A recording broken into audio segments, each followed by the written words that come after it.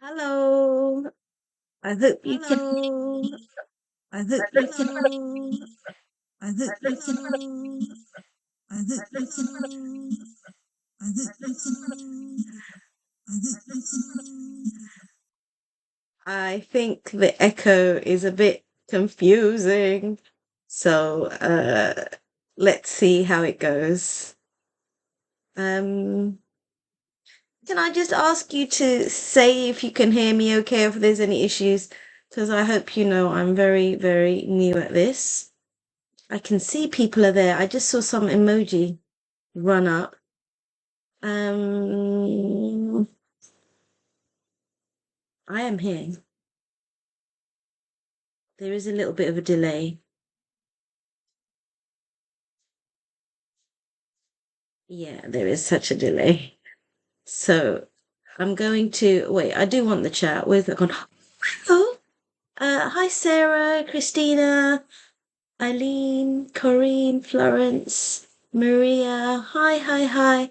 Okay, I think what I need to do is actually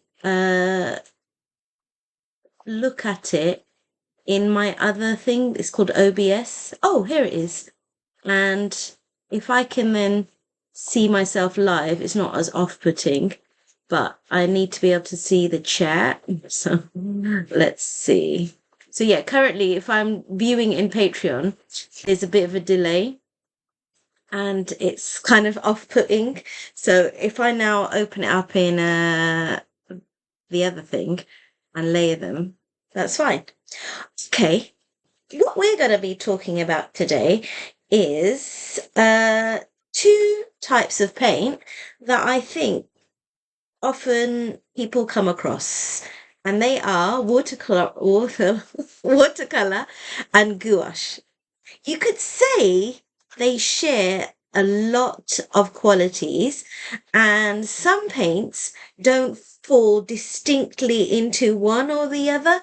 I noticed some of the Japanese paints that I've tried, they have gouache type qualities without being actually gouache in the way we know.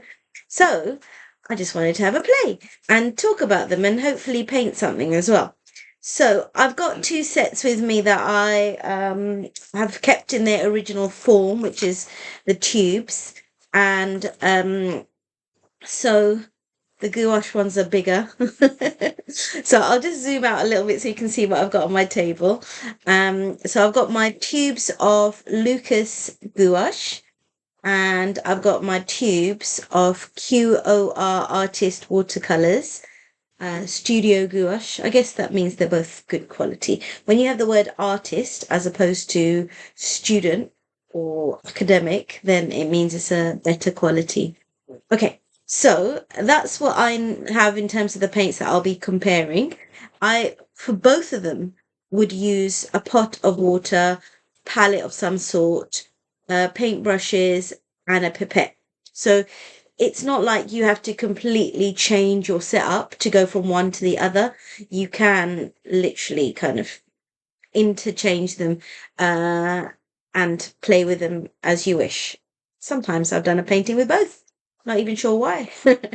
So generally speaking, the beauty of watercolors is their transparency.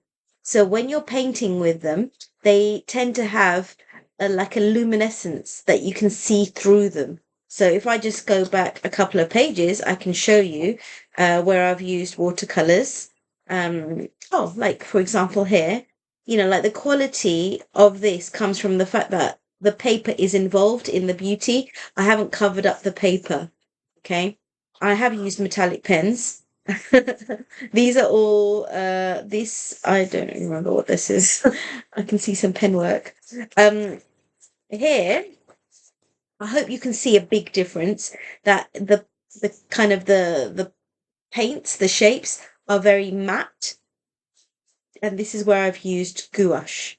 And what's interesting for gouache is there's an opacity, there's a matteness, there's a velvetiness, there's a solidness, but you can create within those flatness, you can create some texture. And I love the way you can mix, almost pre-mix a shade, dark, add a little bit more, white, add a little bit more white, and just by adding white, and you use white a lot, you can create a really nice palette. The equivalent for that for me would be when I add water to watercolors. So a similar kind of thing that I've done here, where I've tried to have dark to light, is this has less water and these have more water. So you kind of, like there's these ideas to play with both of them. Let me see if most of what I've done has always been gouache. And the thing that I did that is a little bit different to my usual is this these are hydrangeas. And the tutorial is by Liz Kiss Studio. And it was such an enticing tutorial, I had to have a go. So I'll just play around with both of them and hopefully we can just, I guess, learn and see the difference. Oh no, did I flick ahead too many pages?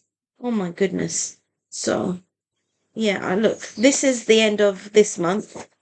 This was supposed to be where I just started, but it's all gone a bit wrong, so it's fine. And I actually wrote on the wrong side. Oh, hello, there's more in the chat. Hi, Suzanne from South Africa.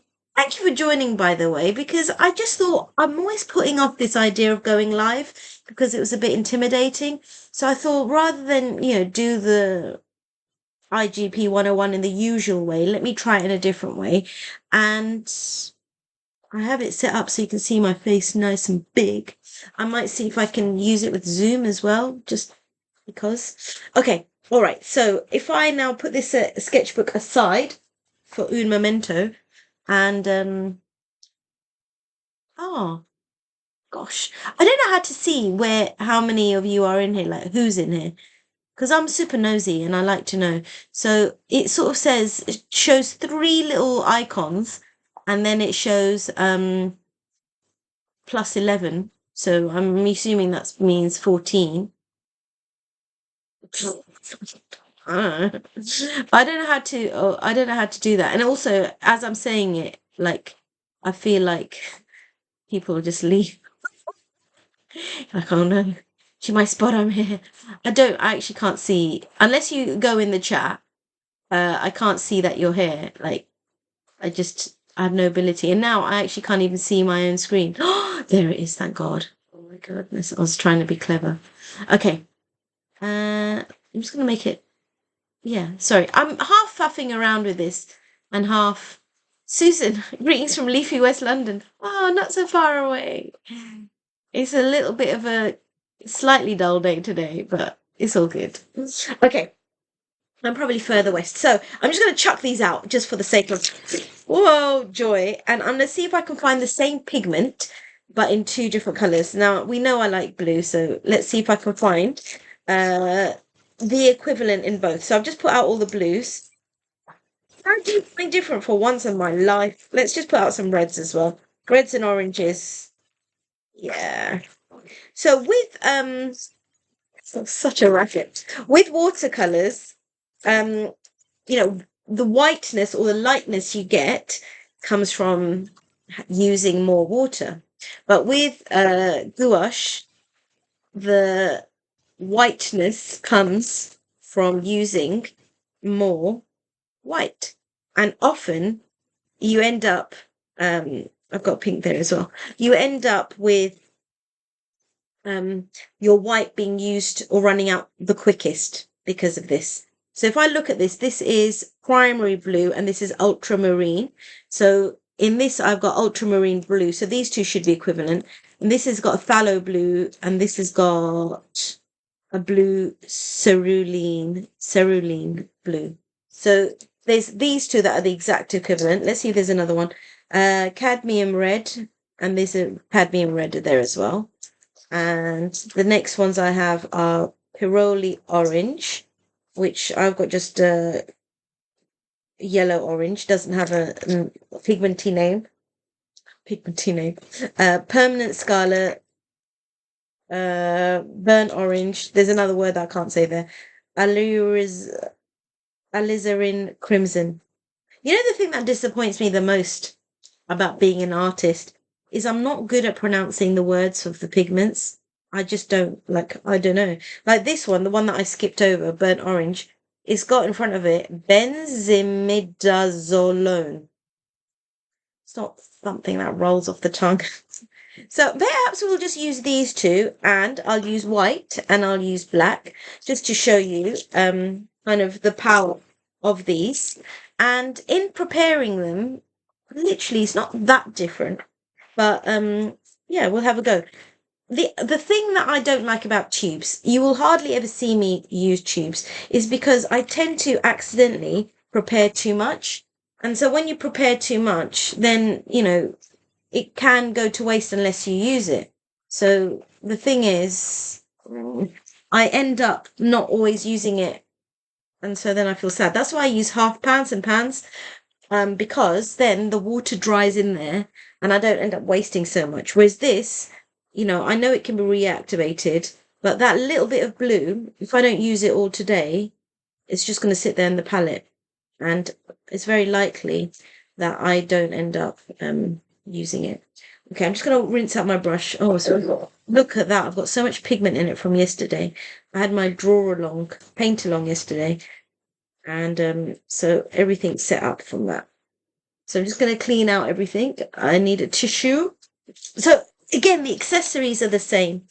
You can just let it dry and use it later. Do you know what? Oh my God, the thing is, can you imagine how many I have?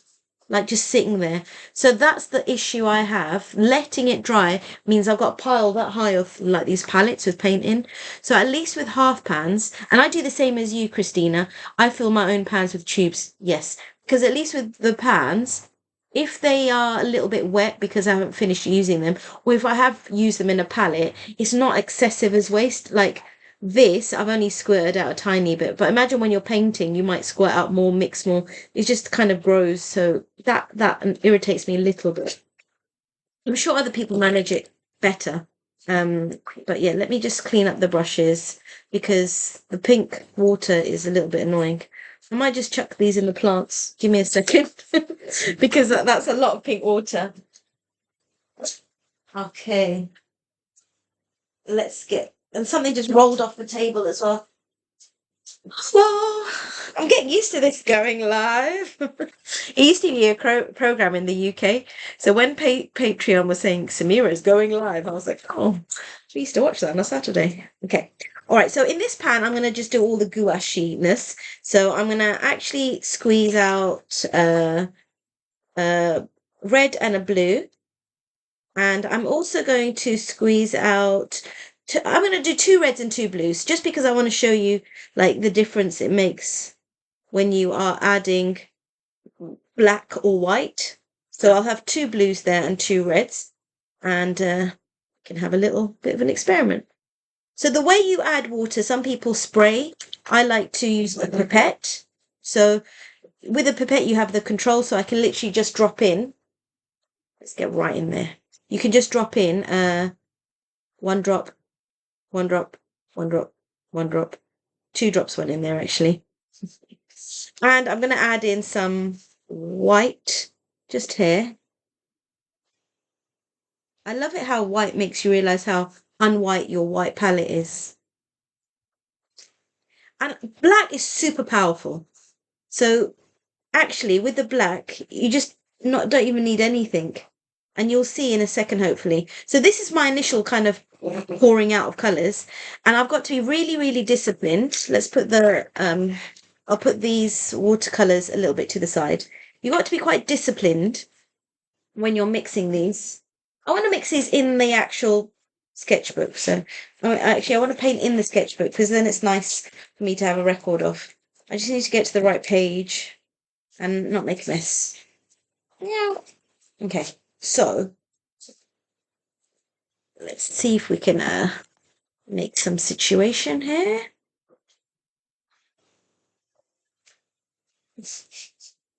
If only you could see the rest of my desk. It's very messy. I don't mind this bit. So the idea is in this paper, on this page, I'm going to try to paint, watercolors on one side and then the others on the other side.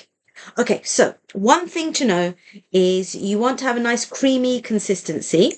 So if we deal with the reds first, you can just sort of see that it's when you do this, I don't know if you can see it via my screen, it can be quite lumpy.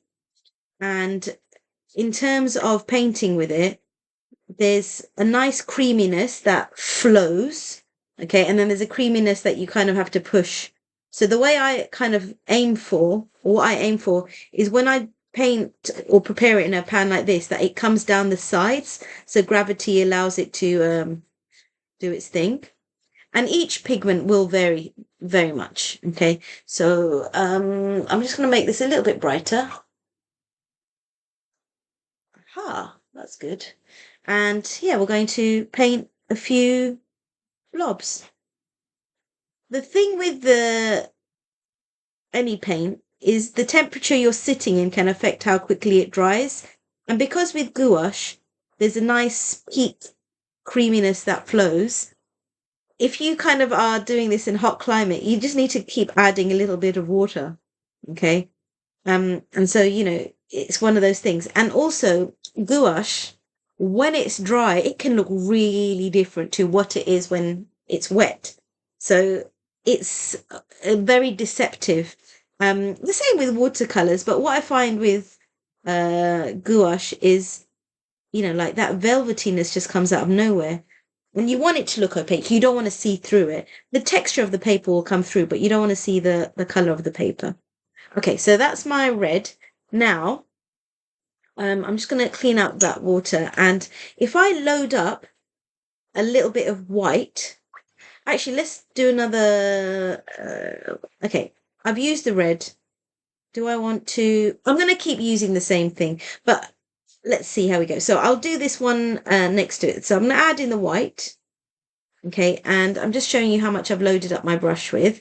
And I'm going to mix it in with this. And it can make almost very little difference. Well, that was just a bubble. When you add white, so you end up using a lot more white to get a lot more range with these colors. And what I like about them is they can become a little bit pastel-y. They can really kind of introduce new colors. So I'm just going to sort of stick to doing, so with a little bit of white, it's so much more pinky on my page. So it really takes off the edge of the color. Again, you can't see this through the screen because I can't see it through my screen. So, such is life. But if I now kind of add a little bit more white, so I've got my brush loaded up with that color. I should clean it out. Actually, let me just use a clean brush because this is how things get contaminated. So having another brush will keep me and my paints a little bit uncontaminated. Sorry, I'm just trying to make sure it is clean. Being very, very careful and very good because it's for you guys. If it was just for me, I'm sure I'd be very terrible. Okay, so load it up with a bit more white. Just drop it in. And I don't know if you saw there's a little bit blue in there, so let's see how that impacts. We hope that it doesn't impact it too much. This kind of slight contamination. So it's becoming even more peachy. I love using the light and the dark that you can get from gouache to create a 3D look. And so something like that. And what's really good about these lovely watercolors, they're not watercolors, sorry. And I don't know if you'll be muted from this noise, so I'm just going to turn on the heat gun. They'll expedite the cool drying process. And I want to show you how you can just layer them as well and what the impact has. And it's amazing. I think you can see how like dry, matte, opaque they are compared to what they look like, even just next to the wet paint. So that kind of change is really cool. And I don't know whether the left one or the right one, sorry, is me not applying it evenly or it's not fully dry. But what's cool about these is you can layer the colors on top of each other as well. So if I, for example, just did this one on top, I shouldn't be able to see through it. And sometimes if the effect you're after is you want that solid opacity, then you can do, like a more than one layer or a thicker layer. If you don't work too much on the paper, then the layers shouldn't disturb each other. And so something like this, if I just kind of fix up half of it, you might be able to see where two layers are a little bit more effective than one. Susan, yes, you can talk using the heat guns. It is blocked. We still hear you well. Oh, Susan, I swear you're reading my mind for the kind of feedback I want because I'm used to Zoom telling me this and showing me this because of the recording. So yeah, anything that's not good or good about this experience, do let me know. Because it's gonna hopefully help. And thank you for sort of hanging about. Like one of the reasons I ended up kind of going live is because when we have these Patreon ambassador meetups, people often are really like talk about their main body of work is through lives, and I was like, I've done one in my whole existence. How does one get in on this? So yeah, it was very interesting. Okay, so I'm just going to now add to the original blue. It's not blue, it's red. Like a tip, like all I've done is poke my brush in that black and I've added that in. And it's so immediately effective, it kind of blows my mind. So with white, if you want to mix colors, it feels like, oh, okay, I'm gonna notice that. With the with the black, if you want it to have an impact, you've got to use tiny amounts of it. With white, if you want it to have an impact, you've got to use more. Christina, there is a lot of video lag, at least for me. Otherwise, I like it. It was easy to add to my calendar, so I didn't forget. Oh, yeah, because the lag, I can see it. Does that make sense? Like, I've got my OBS screen open, and it's not at the same delay. It's not at the same rate as the Patreon one. I'll ask in the ambassador thing to see if anyone's got any tips, because it may be something that can be fixed in the setup. It might be something that I just have to do directly on Patreon. Who knows? Because I'm using another bit of software just so you can see my face. I don't know how to do that in Patreon. It'll just give you one camera, whereas this you can see me. I think it's a richer experience when you can see the person. Okay, so can you see by adding that tiny drop of black how much it changes it? I'm going to now actually add in the same amount again and just dip my brush in. And I think I only did it twice for the white, so I'll stick to the same. And you can see how, again, like if I'm adding the color, I don't want it to be too watery. I don't think I added any more water. But yeah, you can see how like it's so dark just with two teeny tiny bits of black in there. So it's really cool. Now, what is supposed to be the beauty of watercolor, sorry, a gouache, is that you can paint uh, light on top of dark. This is the thing that they kind of you see often people do that you can't do with watercolors. But we'll test both out and we'll see. But I'm just going to dry these and see if I can firstly get them to a nice, like, even color. And then we'll see if I can do this dark on light. I might do some light on dark, dark on light. Let's see how it goes. So yeah, I mean, there is a certain flatness to them and velvetiness that is their charm and their beauty. Um, I'm still using it on the same paper I always use. This is not actually drying so nicely. I'm just gonna fix it up a bit.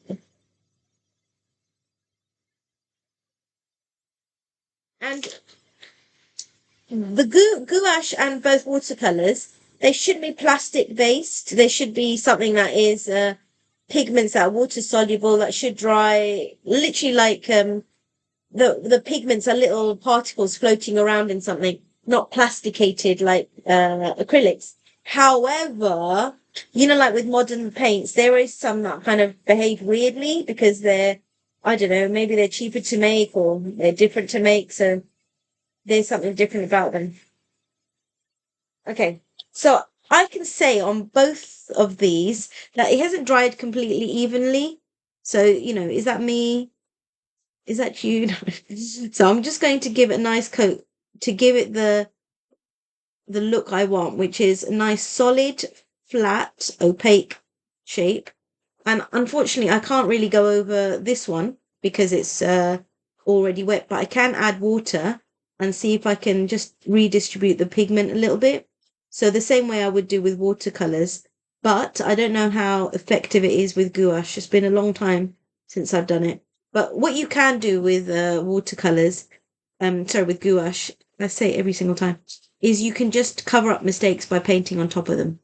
And I remember when I first started, there was entire paintings that took a completely different look because of that. So I can't seem to get rid of the little splodgy dark bit there. If I had kept the paint the same, then I could have, but it was one black dot previous, so I can't. Okay, I'm just going to paint another light one while we're waiting. So you do have to kind of revive it and then paint with it. And let's just see. The more you use it, the more you are able to know how to load up your brush, how wet to work it. So it gives you the look you want in one go, as opposed to two coats. So this one, I've kind of learnt from what I did previously and just done it a lot more thicker, and it's still the same creaminess, but I'm just applying it a little bit thicker than previous. And hopefully it should be a-okay. Yeah. So I think that should be a really nice, solid pink. So should this. This one, we'll see. Okay. Let me do the same with the dark color because then at least I've got a few to play with. Although I do need to keep some of the dark color. So can you see? I don't know if you can see. It's become a little bit watery. So somehow in mixing in the black, it's not dried. It's not dried as opaquely. Maybe the water in it needs more pigment. So I want to see how that dries, just to kind of give you a sense of what happens if, like your watercolors um, end up being watery. Like, can gouache handle it? And usually what they say is that it's not as beautiful in its luminousness than when it's actual watercolors for the purpose of being transparent. So let's see. Yeah, so just by adding a little bit more, I think the red is actually, without the white, there is a certain transparency to it. So the reason I'm drawing so many dots is because I do want to layer them up. Okay. Okay. I might just do the same rather than with the blue, but I'll do it with the watercolor. So let's put that there. So we did all of that fun with the. Oh, look, I did the boo-boo. So I did the watercolors in the wrong place. I did the gouache in the wrong place. I knew I'd do that. Such a boo-boo. So we're going to watch how this dries. And in the meantime, we're just going to mix up one little bit of uh, the red cadmium, which is the gouache. So let's see how we go. And I'm just going to add a little couple of drops of water. I should have used clean water, but it's should be fine. Shouldn't drop any water in there, but I just did. Okay, so I don't know if immediately we can see a big difference. There we go, lifted it off. But with the watercolors, it's thinner. If I was to weigh them, I'd say it must be lighter in weight. I can get a solid bit of color. And how am I going to lighten this? I'm going to add water And I actually will do the same in a second so that you can see uh, the difference. So if I do exactly the same, so adding white to this. But if I sort of do this idea where I paint half of it and then just kind of paint the rest with water, this is what I love about watercolors is you can just literally paint with what is seemingly dirty water. Like there's nothing strongly pigmented about it. And the way it behaves when you try to drop in color is just so lovely.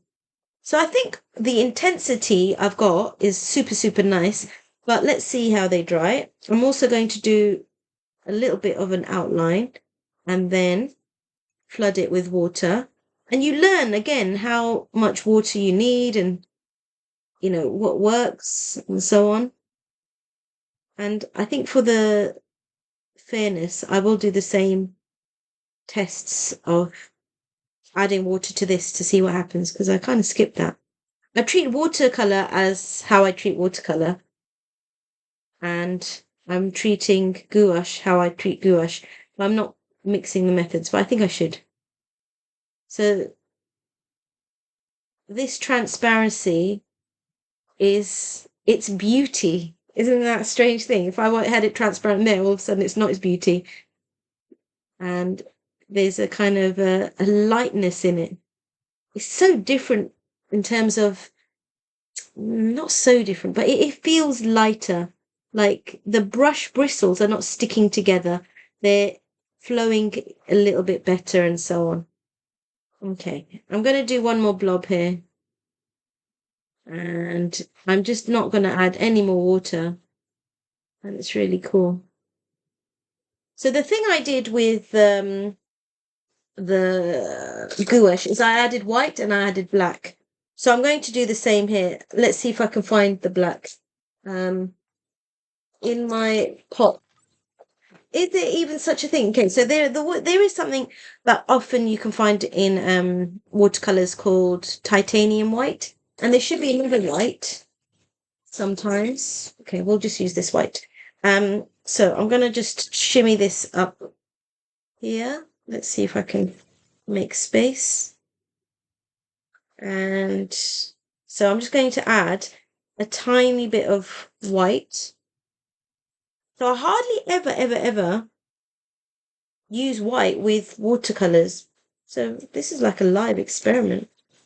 So I'm just going to load it up, I guess, with one swipe and see what it does. Oh, there is a sort of similar effect, but lighter in its outcome. Okay.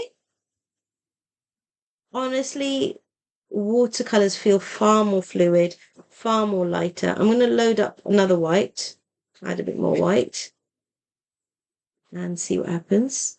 The idea is that one is more opaque than the other. I'm getting some nice opacity.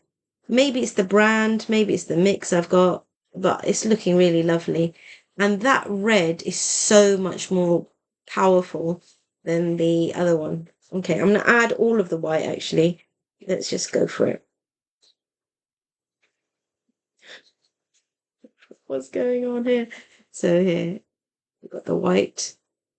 Yeah, it's so much more fluid.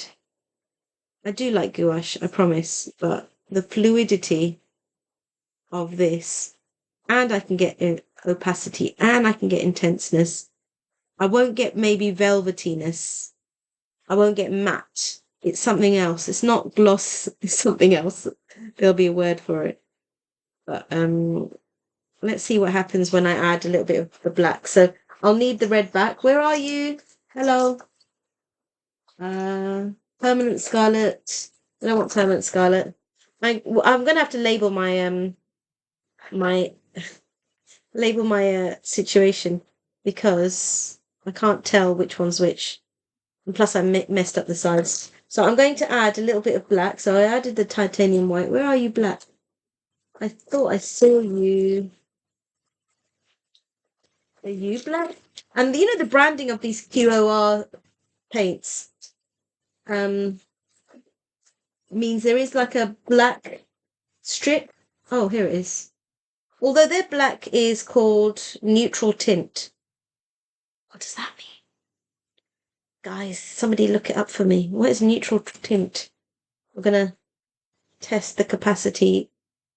So if my theory is right, I only need a tiny bit and it will have an impact. Oh, that's not a tiny bit. That's a lot of a bit. I'm going to add a little bit more. And I'm going to do it with a slightly dry brush. So it doesn't have too much of an impact. Oh my God, I've added so much. Can you see at the bottom of the screen? Okay.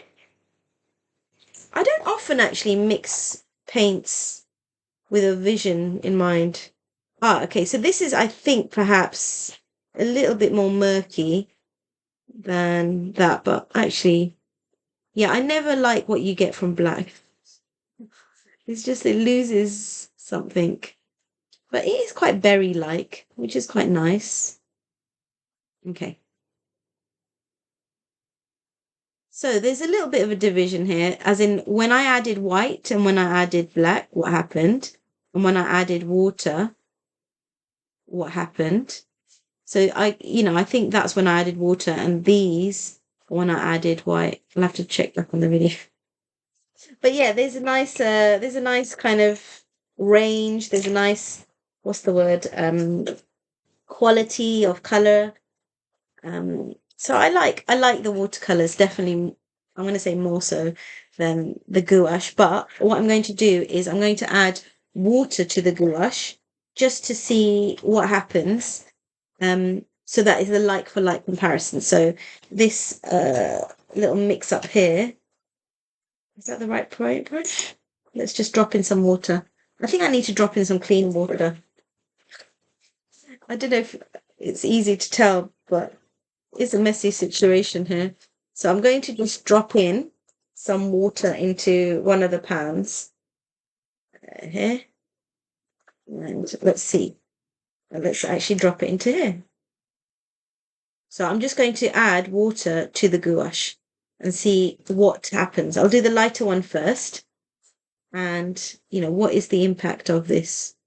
Okay, so the white, because I didn't mix it so amazingly, there's a bit of a unmixed white coming through, which is very interesting because that does not happen with watercolors. They tend to just mix. Okay. Let's see. So another watered down one. It is lighter to use. So there is a thickness difference, a consistency difference. I'm just going to add a little bit more water. Really kind of get the wateriness, but mix it. So the gouache and mixing it is way, way, way important. And what I want to see is the difference in how they dry and whether we like it see-through. And also, what I was doing with watercolors was just using it without loading up the brush to see what the quality is when it's quite see-through. I'm going to actually lift up some of the paint. So that's, with all of these, that's something you can do. You can just basically lift up some of the pigment. So if you put down too much water, you can just take your brush and almost use it as a sucking up tool and load it up. So yeah, let's see. Isn't it amazing? I don't know if you can see, but this one has not dried at all. Like it's got a bit of a pool going on. It's the problem one. Oh no, that was the problem one. Susan, neutral refers to its property of being neither hot nor cool, so it can be added to watercolors to tone down hue. Yeah, that has happened. Yeah. Okay, very nice. Without altering properties such as transparency, apparently. Also, neutral tint on own for making a range of greys to use to avoid disappointment of muddy mixing. Yeah, this is the thing I do find with black in any of these colors is they do make it muddy. So often, if you want to get a warmer shade of red, say for example, you could add something like a burnt umber or a raw but to get it a little bit more yellowy. And then you can do the same with like adding a sepia. So the browns in a set, if you add them to a color, here we've got Van Dyke brown, they have a really nice impact. This is something that is definitely taught in, the traditional sort of art schools. And I don't have that education. I mean, in fact, I did have an art A level, but our teacher didn't really teach us practical things. So if it's something that interests you, I would definitely say, have a look and investigate it. But can I just say, with a bit of water, the pink is so lovely to use.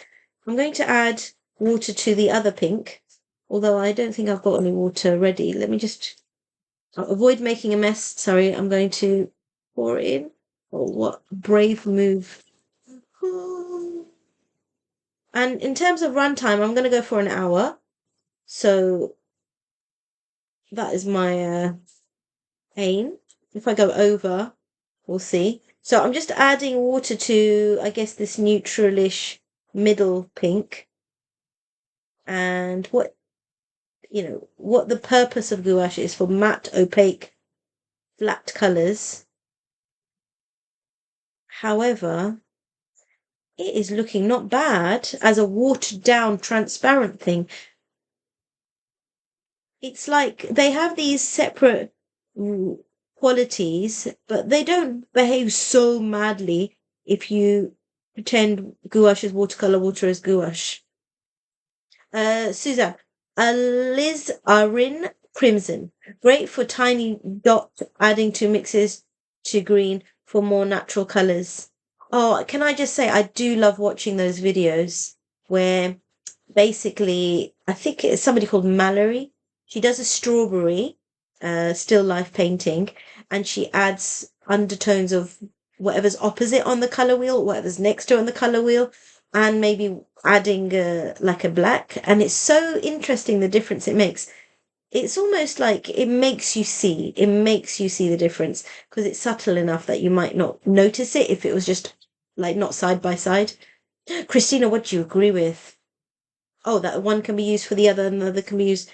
Yeah, it's so interesting. Can I just say that first laying down of the red as it was, of the watercolors, was gorgeous. Like this on the paper is beautiful. This on the paper, not so great. I love mixing complementary colors. Those are my favorite colors. I don't do vibrant colors. Yeah, yeah, yeah. So you kind of will use whatever's on the other side of the color wheel. Is that the complementary? So for example, the complementary of let's draw it. I want to draw a color wheel. Now that we're talking, let's see. I'm gonna make myself space so you can see it. But I should draw a color wheel in a circle, shouldn't I? But I'm not going to. I'm going to do it like so. And let's just talk about this theory a little bit more. So I need 6. So a simple color wheel, right, would be red, and then we have blue, which I'm writing as a G for some reason, and yellow, right? Yellow and red make orange, red and blue make purple, yellow and blue make green. So if I was painting with red and added green to it, it'd really change the quality of it and make it, I think, warmer. Yeah, yeah, and so on. So if it's opposite each other in the color wheel, actually, I feel the urge to color this in. Do I have coloring pencils near me? I do, I do, I do, I do. Well, not coloring pencils, but I've got colors near me. Uh, how did this become the side mission? So I really enjoyed you saying complementary colors, and so let's just say so red. Is that even a red brush pen? It's looking more orangey, but yeah, this idea of what you can get from adding the complementary color. And can I just say, I love, love, love it when people do it with adding a sepia. Like when I've done that with one of the sets I've got that is so, so vibrant, it was really effective. I don't know how yellowy this yellow will be. but it's a fun thing to play with. Oh, I never do like a color wheel. I just want to get on with painting things and seeing how they actually behave in a painting. So this is a very unusual thing for me to do. Um, Susan, your right hand dots top lines were under your pick on my screen. I can't minimize. So wait, is that better? Right hand dots top line. Okay, let's see if that makes it better. Oh my God. Doing color wheels, trying to make sure it's all visible. Yeah, so it's amazing the idea of complementary colors and how they can be used. Let's move this over here. What I don't like, so honestly, all through when we were doing art at school, they said if you make a painting with blues and oranges, they're complementary, so it looks really nice. I don't like blue and orange in a painting together. I don't like purple and orange in a painting together, red and green. Like as in the babyish version of it. I like these colors to be used in a clever way, like how Christina, you're explaining how you add a little bit of green to your reds and it transforms that red family. That is what I like, and how you can use complementary colors in a clever way. I don't like painting with those things. And I remember my GCSE art project was basically yellow and purple or orange and blue, one or the other. And I just was like, oh, it's not really pretty. And if I was to say what I like on a color wheel, I like analogous colors, the ones that are right next to each other on a color wheel. So orange and red, and the things that you can get in between, blue and purple, and the things you can get in between, green and blue, and what you can get in between. And also, if you do a little bit of a color pairing and then something from the other side, that is really, really a beautiful palette for me. Also, I love doing four. So I like blue and purple, orange and red. This is a really simple color wheel.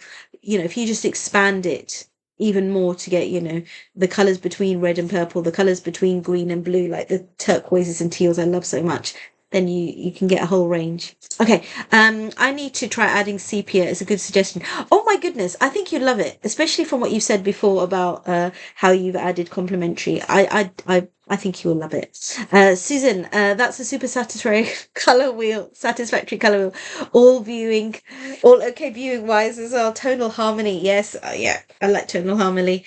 Harmony. So yeah, when you have an opinion about something, I really think it's really important to almost protect it so you're not diluted by what is the correct thing or the right thing, because you know, like that's the one thing we can say with art. There is multiple ways to do things, and there's multiple ways to learn. There's multiple things you can do. um okay, let's see how they look dry and see if there's any. This one is really, I'm going to just mop up some of the color. It's actually being really awful. I I don't think the I don't think the gouache is as what's the word, well behaved as the watercolors. And actually, watercolors are supposed to be the temperamental ones, and gouache is supposed to be the flat, easy ones. But I've had no issue with those, or maybe it's just because I'm used to them. But let's see what they look like once all is dry. That's all dry. Even some of the reds are not fully dry. That one red is gorgeous. I would rate it above everything. Okay. Almost there, almost there. I want basically to write and annotate what we've done. If I was to have predicted what I would like and what I dislike about the way they're behaving and what I've done and what I haven't done, I don't think I would have predicted some of these outcomes. So this is amazing. So this is the original color. Original. And this looks gorgeous. Like on the, let's see if I can move things towards this side. This is so awkward because I want to zoom in a bit, but I'm going to have to rearrange these onto the pesky laptop. There we go. something like that. So this is the original, and this is the original. And that is so much more beautiful than that. So, is it because I'm used to watercolors and mixing them? Maybe. Okay. This one was also original. Looks lovely. And this one is perhaps adding, I'm going to say H2O. Is that how we write H2O? And then more H2O. Okay. Now I added white. So this is adding white. And then the same here, plus W, plus W. So that's that. And here is where I added neutral, plus neutral. And this is, I guess, more adding what water. This one I feel, yeah, this is plus H2O. Plus H2O. So there is kind of some sort of a division. Was that water or was that H2O? I think it was here. I can see the wateriness. Only time will tell whether I'm right. So you can definitely see how it behaves when you add more water. Apparently, this is the beauty of it. And how it adds when you add white or a tint. These are beautiful colours. So if I was to exclude those, I think that was really well up my street. Susan, I've heard some tutors say wheel neighbour colours are complementary and opposite are contrasting. Other tutors suck their teeth and say, no, complementaries are opposite, as a compliment is that they zing each other. Yeah, you know what? That's the thing. They do zing each other. And in branding, say, for example, it works really well, right? You can think of lots of brands where they're using for high contrast colors that are, opposite each other. I'm not sure lots, but it's a successful thing rather than the tonal ones. But when you're painting, I think perhaps that contrast isn't something we crave. I'm all for tonal harmony rather than strident brashiness of primary shades. P.S. I nod to each teacher and practice. Yeah, I think, but also, you know what this is alluding to? Where do I need to go? Here I need to go. That some teachers are really strong in their opinion about one or the other or the other. Like it's very interesting. I just, I don't know, the freeness of watercolors and all the theory behind it is so, like, the theory is really interesting. The magic you can create is so interesting. But then there's the play as well. Okay, so one of the things that we haven't quite done, but okay, so with these I added white, and I added white, and I think I added black, and then added black. And then I added, this is weird, I just added water. So this is the H2O ones. So I'm just going to do something like that around them. Plus H2O. So I did not expect them to look so beautiful by adding water. I'm pretty impressed. So there's something to be said about how they're behaving there. Now, I've got to say the thing that gouache is so famous for is that you can, on top of dark, paint lightly. So let's just do that last thing. Where is the gouache? Oh, I've still got the blue that I haven't used. So I'm going to mix up the blue. And I'm using a smaller brush. It seems a shame to do that on the same bit. Let's see. My brush must have had a bit of black in it. Let's see. So the idea is that you can do light on top of dark. Is that what I'm meaning to do? But if I just take a couple of these and just do them in different places and see what the impact is. So this is gouache on top of the watercolors. And it's not actually looking that great to me. I think I need to do a few more. a few more layers. So having a dark color on top of light isn't really nice. This gouache, I don't, like sometimes, I don't know if you've ever noticed, if you use a tube, sometimes the paint that comes out, it's got too much, like, gloopiness in it. So it's like the binder. So if I was to look at this tube, say the binder's all at the top. So sometimes you just need to, like, massage it and mix it because, yeah, it's not coming out in the way you would hope. I'm just going to check with the other blue if it's still doing the same. And if it is, we might just call it a day. Because they're not behaving in the way I want. I'm going to just try it with this. I might go over a little bit just to complete this thought.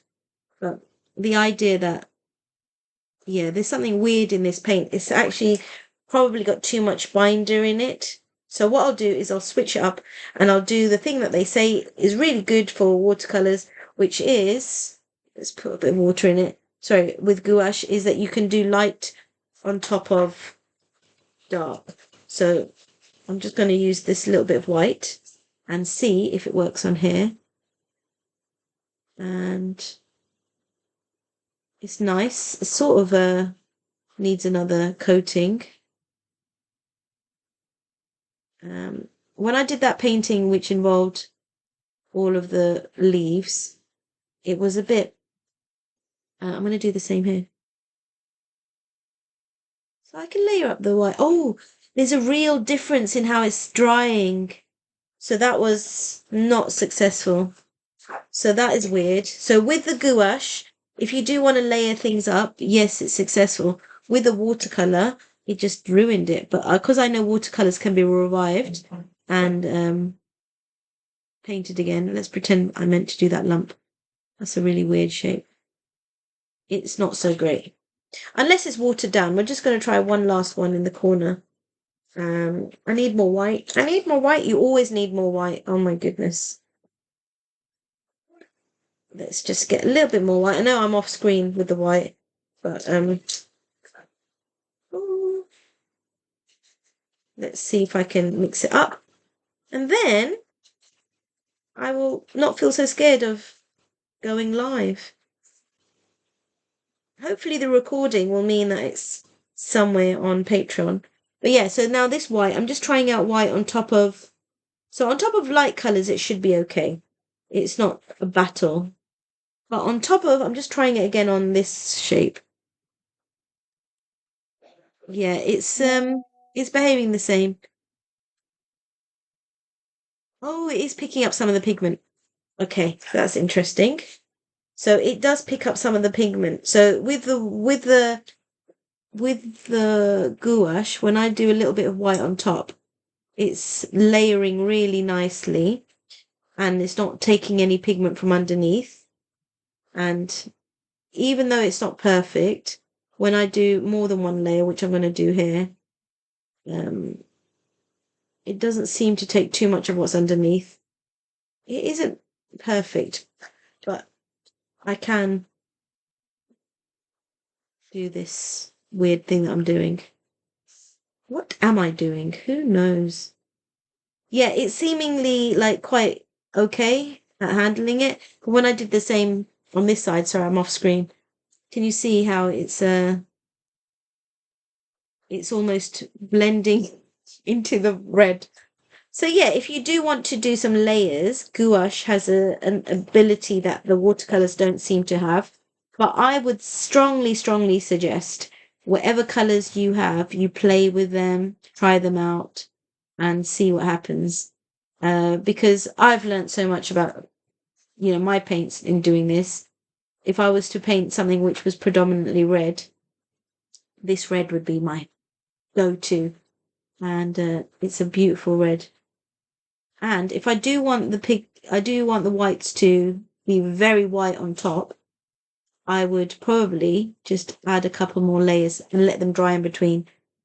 I can see it's picking up some of the pigment here. So the perfect way to do it isn't quite right. The last one I'm going to do over here because these ones were really beautiful.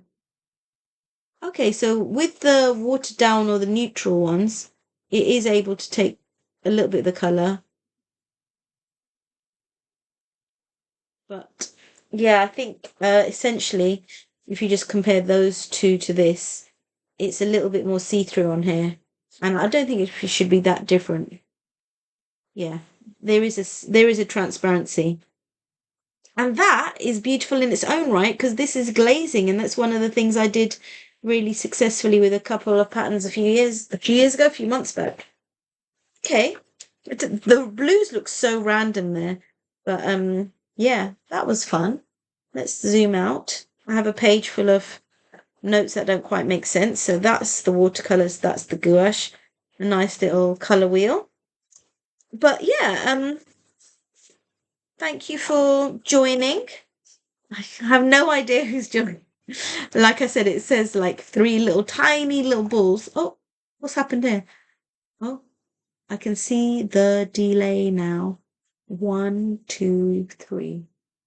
Yeah, such a delay. Okay, I'm going to end the live. Thank you to everyone who popped in and said something or noticed something. Susan, especially, your feedback's been really lovely, even with the way the message gets to you on Patreon. It's interesting to me. So thank you so much. Oh, Susan, you have no delay. Is it because you're West Side as well? Suzanne, did you have a delay? And you're very welcome. Tara, I have no idea who's in here. How would I know? How would I know? I just don't know. Is that the whole point of a live? That it's got a mystery. I don't know. Oh, okay. All right. Let's see how the recording looks. See if I'll see if I get anything else on here.